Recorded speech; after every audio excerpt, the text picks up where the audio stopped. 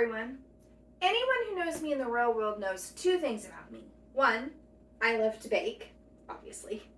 And two, I'm a huge Disney fan. So when my family sees something that combines these two things, someone will inevitably give it to me. That's the case here.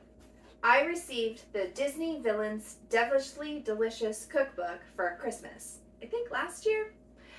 As a novelty book on my shelf, it's cute and it does fit in with my aesthetic, and honestly, the pictures of the recipes are beautiful. The question is, are the recipes actually any good, or is this strictly a pretty picture book of supposedly evil food? Since it's almost Halloween, it feels appropriate to try this book out today. I went through the whole book and narrowed it down to 5 recipes. Monkey's Uncle Monkey Bread, Poor Unfortunate Rolls, because how could you not pick something called Poor Unfortunate Rolls? The Molten Lava Cake, Poison Apples, and Evil Cream Horns. I'm gonna try and make them all today. Wish me luck. And come bake with me. We're starting with our monkey bread. We are gonna start by blooming our yeast.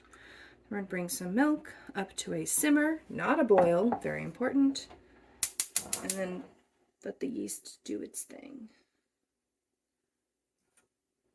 Is this thrilling content or what?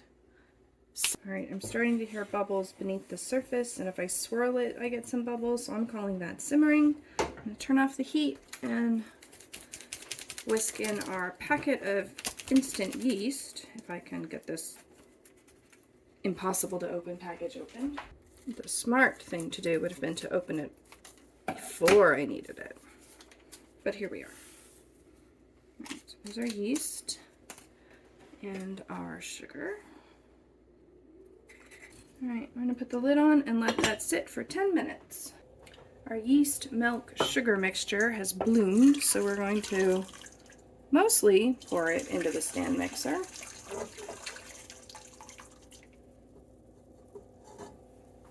I didn't dump any on the floor, good for me. We've got our milk, sugar, and yeast mixture. Then we need to add in the eggs, the vanilla, and the salt. And it says to mix this by hand. I don't understand why you have to mix this by hand, but okay. I guess we'll do that. This seems awfully hot to be adding eggs to.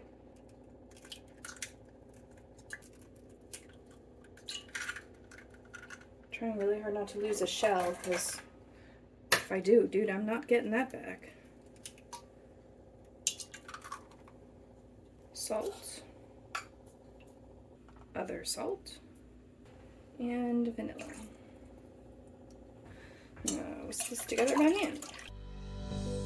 Well, I don't see any curdled bits of egg, so that's promising. Now we're going to gradually add in the flour, mixing on medium speed until the dough starts to pull away from the sides of the bowl, and then mix for 2 more minutes to knead. So let's put in our hook attachment. I'm going to do 5 cups of flour, so we're going to add these one at a time.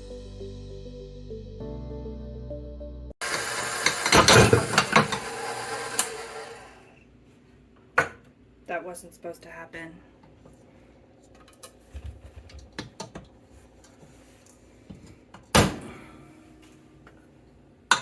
We'll just turn it off to add things in.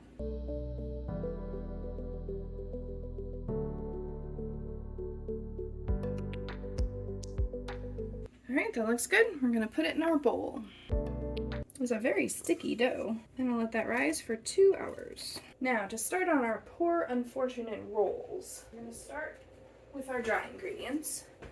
So we're gonna start with our flour, which I'm almost out of, so I need to go get some more. One moment. Editing Sheila here. Completely forgot to hit record as I mixed together the flour, the sugar, the salt, and the yeast. Moving on. To melt the butter, they have you put it in a saucepan with the milk and the water to heat everything all up together. We're just heating it. We don't need to boil it. We just need the butter to melt.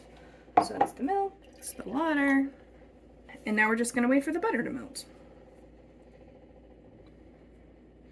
I'd like to do this a bit faster. All right, that's melted, and now we're moving on. I'm going to add in my wet ingredients to my dry ingredients. Oh, most of that went in the bowl.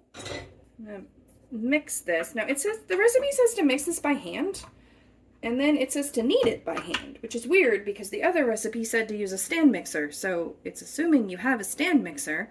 I have a stand mixer. I'm gonna use a stand mixer. Why would I knead things by hand if I didn't have to? Adding in 1 egg.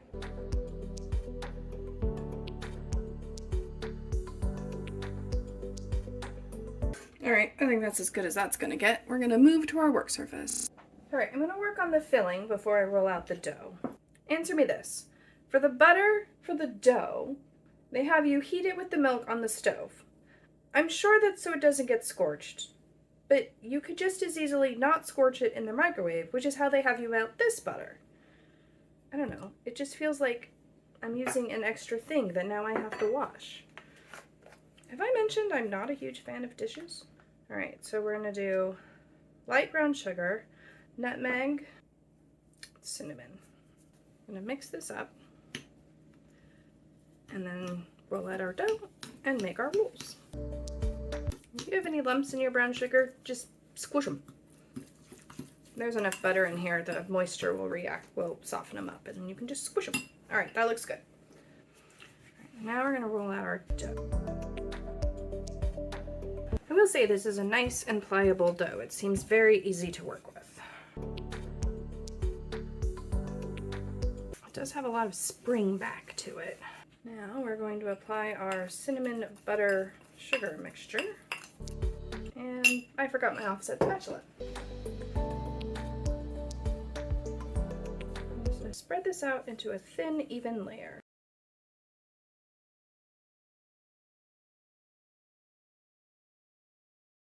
I can fuss with that forever. So we're going to call that done, and now we're going to roll it up. I put my cinnamon roll on a cutting board because I'm always terrified I'm going to cut my super cool rolling mat. So I'm just going to cut off the ends. And then this should be exactly 12 inches. 1, 2, 3, 4, 5, 6, 7, 8, 9, 10, 11, 12. Perfect. All right, we got 12 inches. We're going to cut each one of these about 1 inch, and then in theory, they should all be the same size. I like to use a serrated knife to cut my cinnamon rolls. I find it doesn't squish the dough as much. Also, if you do big, long strokes. Perfect. And now, put them in the pan. Cover these and let them rise for 2 hours. Our monkey bread dough has risen, so I'm quite pleased with that. So now we're going to make, it's not really filling, coating, I guess? The cinnamon and sugar mixture. You know what I'm making. I need 1 whole cup of sugar. 2 tablespoons ground cinnamon. So now it says to take these, wait, hold on. What does it say to do? Okay. So you have to punch down the dough. Again, good for stress relief. And we want like 1-inch little bits. So I'm just gonna pull off, ooh, I'm not gonna pull off some, that's very sticky. All right, let me rethink this.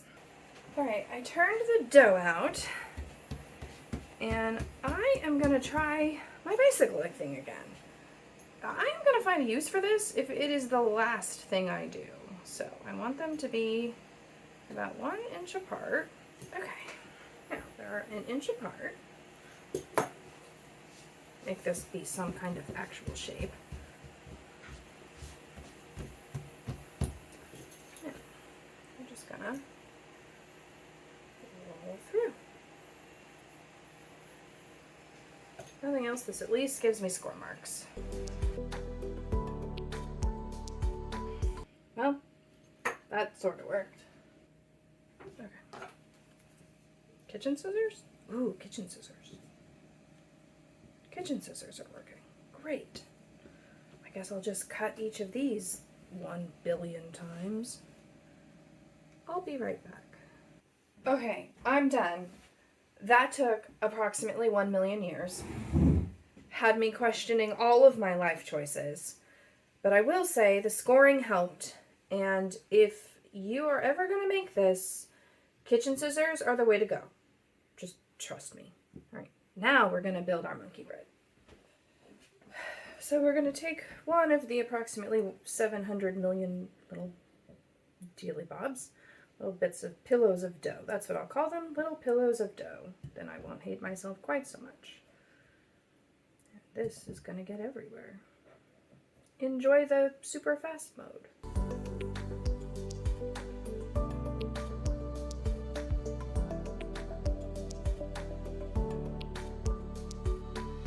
Alright, we're supposed to layer in a layer of bananas. Kids, this is a butter knife. It couldn't possibly cut me, but still don't do it this way. And then I'm just not getting the coating of cinnamon and sugar that I want. Well, now I've done this backwards. So what I'm going to do is I'm going to start dipping it in the butter because I melted an entire cup of butter and it just says to pour it over the top, but that feels silly. Okay, really, workflow is a problem I'm having today.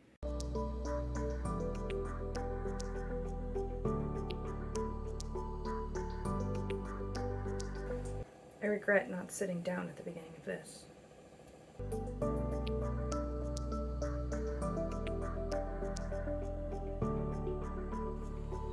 Oh, there's a whole other little pillow of dough down there that I didn't realize was in there. All right then. All right, we're gonna add in our another layer of banana. Now, again, this is a butter knife. It couldn't possibly cut me, but still don't do this at home if you're a child. If you're an adult, that's on you.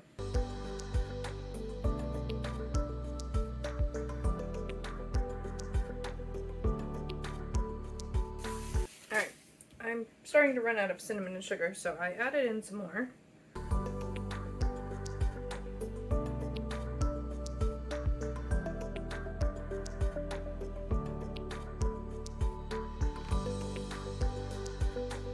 Oh my gosh, I can see the end coming. Last piece. There. Alright, I have to wash my hands. We are going to pour the remaining butter, yes, all of it, over our bundt cake, or over our monkey bread here. And then it's going in the oven. We're going to put this in the oven for 40 minutes and then we'll come back. Okay, our timer is going off. Shut up. Okay.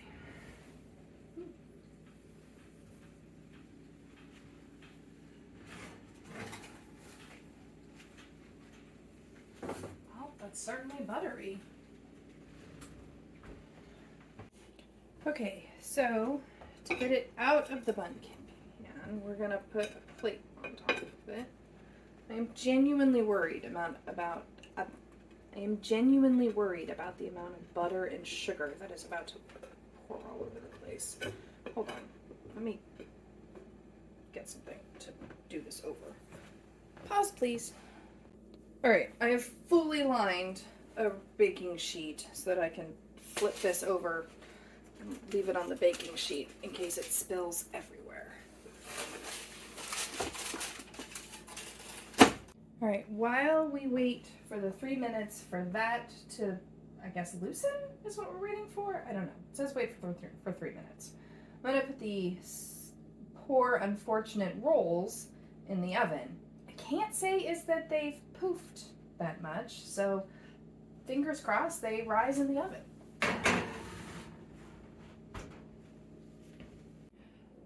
Okay, we're gonna be brave and we're gonna lift the bundt pan off and see how much butter comes out.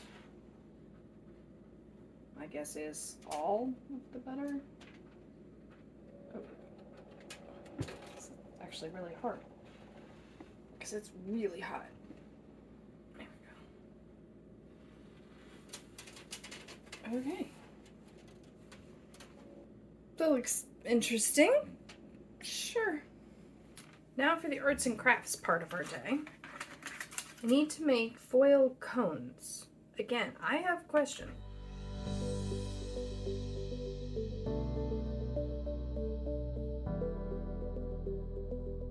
Alright, I need 12 of these.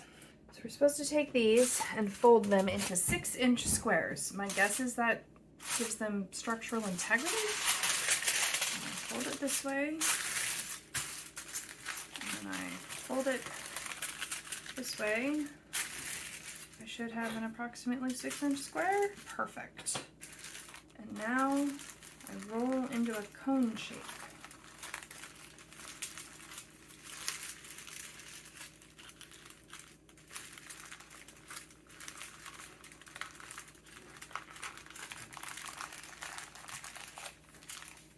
Okay, sure, that sort of worked. We need 12 of these. All right, here are our cones. In real time, that took like half an hour. Our poor unfortunate rolls should be done. Well, yeah, they're done. Puffed a little bit. We're gonna let those sit while I work on my cones for my evil horns. This thing's back. We're gonna try this again. I wrapped my, what is this, cutting board in parchment paper in an effort to make this not be quite so, hopefully the puff pastry won't stick. That's what I'm trying to say.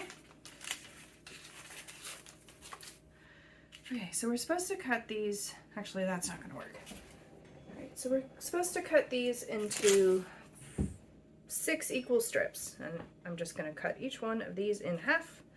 I'm gonna call that good enough. That one's a little fat. Well, then we're supposed to stretch them so that they're a little bit longer and a little bit more pliable. So it says,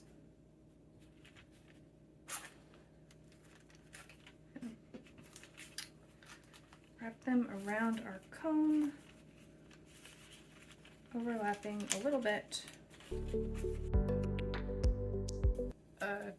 Sure. Okay. Supposed to do a little dab of egg wash to seal the end. I have dubious thoughts about this, but we'll try it. That's 1.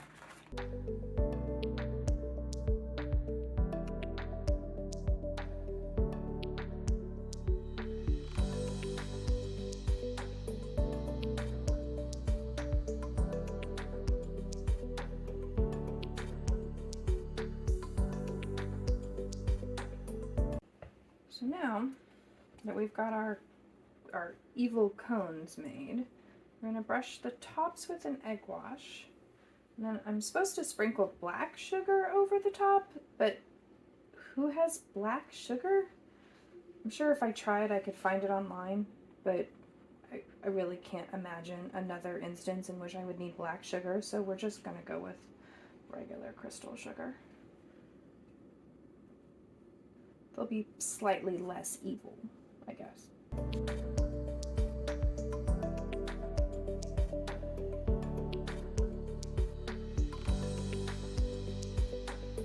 Now they're ready for the oven.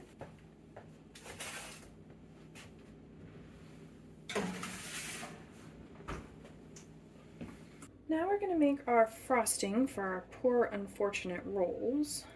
We need powdered sugar, milk, and vanilla. And then the frosting in the picture in the book is pink, so we're going to do pink. The thing about food coloring is you can always add more. You can't take it away. So I'm going to start off with that much. We'll see where that gets us. right, we're gonna frost our rolls. I'm gonna just mostly drizzle this over. It's super wet. Like, it is not thick. Runny, that's the word. Okay, well, I tried. Okay, well, that's how that ended up. To get started on our evil cream mixture, wow, that was hard to get out. We're gonna bloom our gelatin. So we've got 3 tablespoons of water, and we're just gonna put in 2 teaspoons plain gelatin. And let that sit for 5 minutes. Alright, our cones are done. Hopefully, fingers crossed, huh? They look cone-like. That actually doesn't look too bad. That might be my most successful thing yet. Alright, we're gonna let those cool completely before trying to take them off. Next, we're going to, oh, you know what? I should put in the attachment. It's always hard to do this after. Alright, now, we're gonna pour in our heavy cream, our powdered sugar, our vanilla, blackberry preserves, seedless. I'm assuming because you don't want seeds. We're gonna whip this, and then eventually we'll add in some blue or purple food coloring.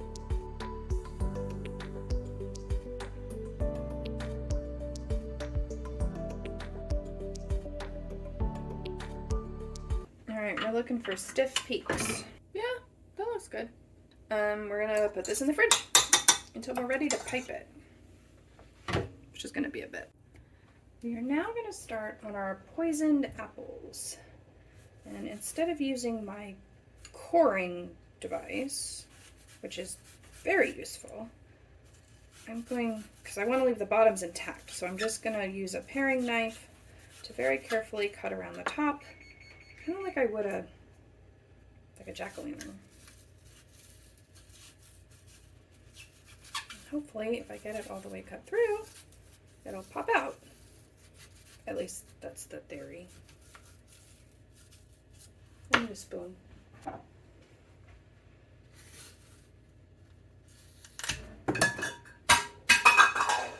Well, it popped out. Okay, now I'm gonna pick out a little bit more because I'm making a little well here for our stuffed apples. And the bigger the well, the more stuffing we get.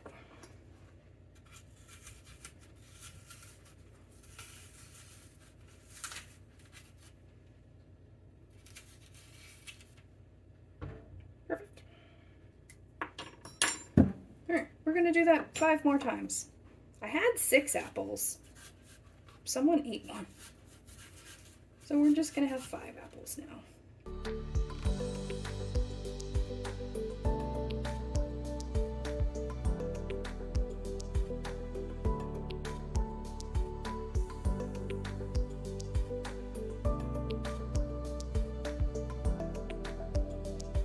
Now I just have to pick up all the seeds that are everywhere. So for our filling, we're going to have pecans as part of the filling. So I need to roughly chop them. You can buy chopped pecans, I imagine, but they're cheaper at Sam's Club in the big bag. So to our pecans, we're going to add light brown sugar, some more light brown sugar, cinnamon, some more cinnamon, ginger, and some more butter. The butter is softened. Did I remember to get it out ahead of time and soften it on the counter and bring it up to room temperature slowly? No, of course not. I did it in the microwave. All right, I'm going to cream all of this together, and then we're going to put them in our apples. And everybody's going to get a little bit more filling than they're supposed to because I only have 5.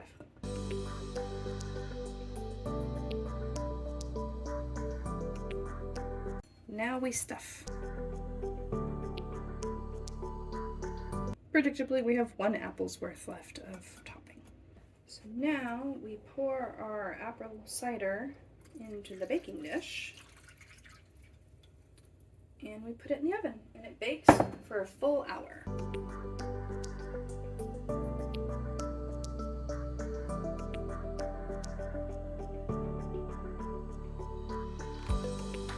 All right, see you in an hour. Okay, the apples smell amazing, so fingers crossed. Oh, they look pretty good.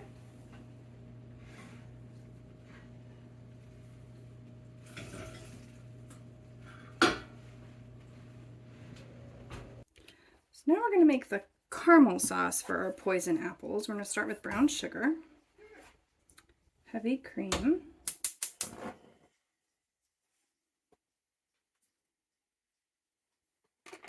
and butter.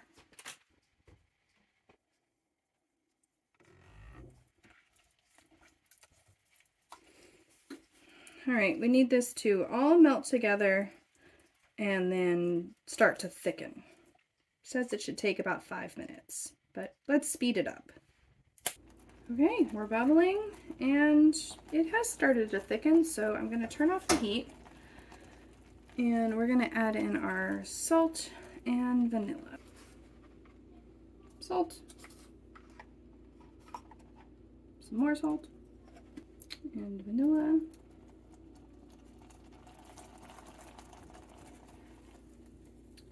Now, the instructions say to add in enough food coloring to make this turn green. So let's see how much food coloring that is. We're just going to go with it's a lot to start with. To be a little bit darker, but I gotta say, I'm really surprised that that actually worked. Alright, so we're gonna plate up an apple and then put some green caramel sauce on it.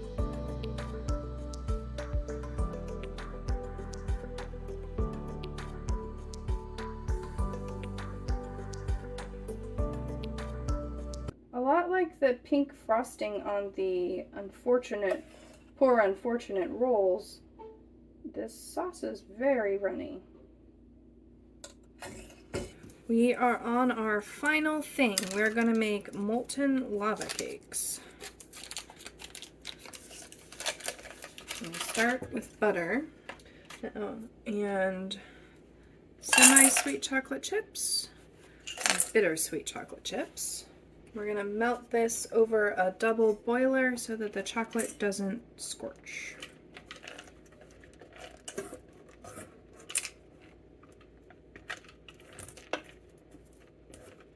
Which honestly is kind of a pain. So let's speed this up again. And just like that, everything is melted and it's time to move on to the next step. So we're gonna start off by adding our powdered sugar. It says to mix well in between each new addition, so we're going to do that. Add 2 whole eggs and 3 egg yolks. I did pre-crack them just to make my life a little bit easier today. Espresso powder. Always a good addition to any chocolatey anything. Vanilla. Flour. Alright, that looks good. You're supposed to use ramekins, but it's Halloween and I have these skull bunt pan, so I'm definitely using these instead. We want to divide the batter up into 4 groups. They do hold about 6 ounces each. Into the oven they go. Alright, oven's up to temperature. Now they're going to bake for 15 minutes.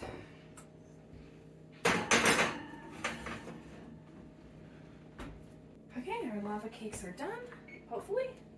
Oh, we need a pot holder. You ever notice pot holders are never nearby when you actually need one? Okay. Oh, they look good.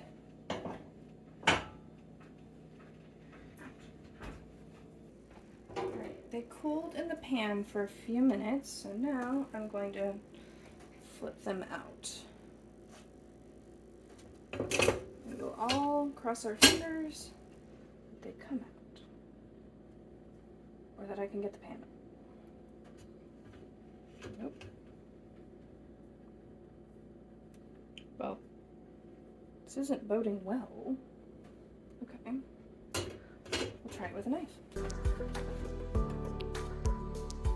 Alright, they're also starting to leak, so I'm going to flip them onto a plate. Or I'm going to try anyway.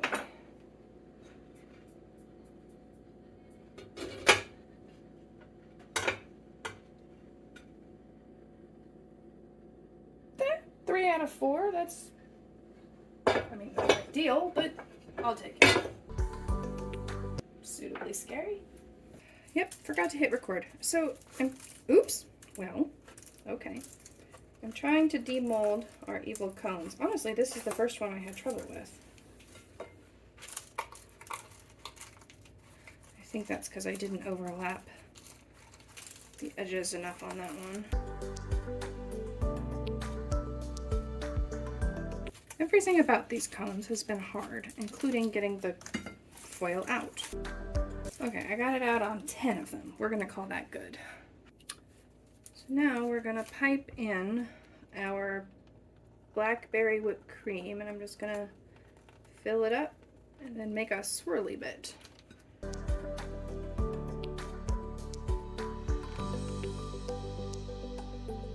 Here are my final thoughts. First, individually. The Monkey's Uncle Monkey bread is, to be honest, horrible. The bread is dense and tough, and it was obvious that there was way too much butter. I read the instructions multiple times, and it really does say to use all that butter. Please don't. It doesn't set up to make a sauce, and it just sits on the plate looking like a mote of butter around your monkey bread. It's awful. The poor, unfortunate rolls were equally disappointing. They didn't rise, despite it being fairly warm in the kitchen, and there was really no reason for them not to do so. The filling was okay, but the icing was runny and definitely had way too much liquid. Probably half the milk would have been sufficient, but even if you managed to make the icing as thick as it should be, it doesn't make enough for all of your rolls. The poison apples were surprisingly good. The filling was nice, and the pecans gave a nice texture to balance out the softness of the apples. The apple cider, though, I'm not really sure what role it was playing besides just making a soup at the bottom of the baking dish. I was really impressed by the caramel sauce. It did thicken up as it cooled, and for caramel, it was very easy to make. It was rich and buttery in the way that caramel sauce is supposed to be. I was very skeptical that the green food coloring would come out a bright green and was expecting it to be kind of a sickly looking kind of color, but it worked perfectly. It may be the only thing that managed to be a duplicate of the picture in the book. The evil cream cones. These were a surprise hit. Admittedly, the cones were a huge pain to make, but they did actually come out cone-shaped, and the blackberry whipped cream was really good. This is the one thing I could see actually making again, though I'll probably find a different way of serving the cream rather than making the cones again. The lava cakes were okay. They definitely had more cake than lava. This was Nat Cat's biggest complaint. But the cake was nice and chocolatey with a good crumb, and it was definitely the fastest recipe to make. Overall, I would say this book is a very cute addition to your cookbook shelf, or bookcase, if like me you have too many books for a shelf. The recipes, however, were a disappointment. This isn't really that surprising. Books like this usually are. However, it's great for giving you ideas. If you were going to throw a Halloween party and wanted some spooky desserts, I would use this book for inspiration and then find different, better recipes to actually make the dessert that you wanted, as much better recipes for literally everything in this book exist in the world. If you've made it this far, thank you so much. I know this was a long one. Do you have this book on your shelf, and have you tried making anything from it? Let me know your experience in the comments. If you like this type of video where I explore a whole book at once, please let me know by hitting that like button. If you have a recipe you'd like to see me try, please put it in the comments down below. And if you haven't already, please consider subscribing. I put out videos nearly every Friday. I'll see you next week.